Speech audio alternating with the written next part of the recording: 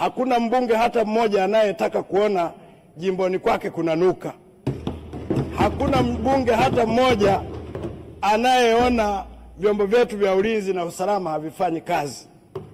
Niwaombe wanasiasa wenzangu, tusiingie disiko la Kimasai ambalo hatujui kulicheza. Na hawa wenzetu wamekuja kutoka Kenya. Sisi Tanzania hatuna cha kujifunza Kenya. Hatuna hata kimoja cha kujifunza. Tunawazidi siasa, tunawazidi akili, tunawazidi kila kitu. Na wala swala la Kiingereza sisi sio kipaumbele. Tuna maisha yetu.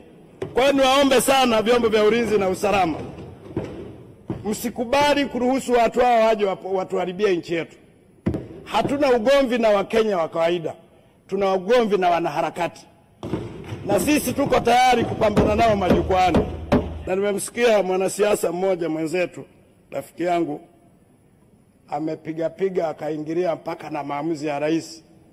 Jamani, tulikuwa na awamu ya 5 humu ndani. Mimi nilikuwa mbunge.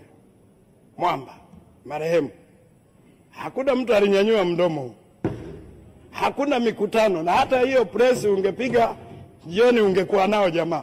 Sasa tusimwone mama mpore tukatumia hii nafasi kumwingilia mpaka na maamuzi yake.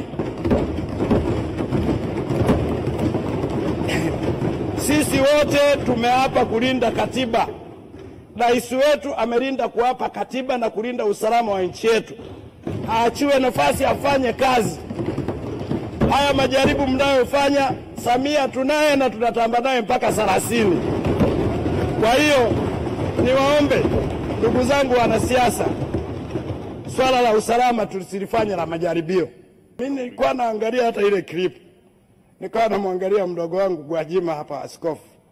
Labda kuna joto jimboni, maana ile press mimi sikuielewa. Na niwaombe wanasiasa, tunaporudi kwenda kuchaguliwa, tukisimama majukwani, tuahidi vitu tunavyoviweza. Mkiahidi vitu vikubwa ambavyo haviwezekani, matokeo yake mwishoni mnaanza kutafuta huruma ya wananchi. Mimi nakaa Mikocheni. Tunasubiri kwenda Japani kwa Gwajima. Alituahidi kwenda Japani, tunamsubiri atupeleke Japani.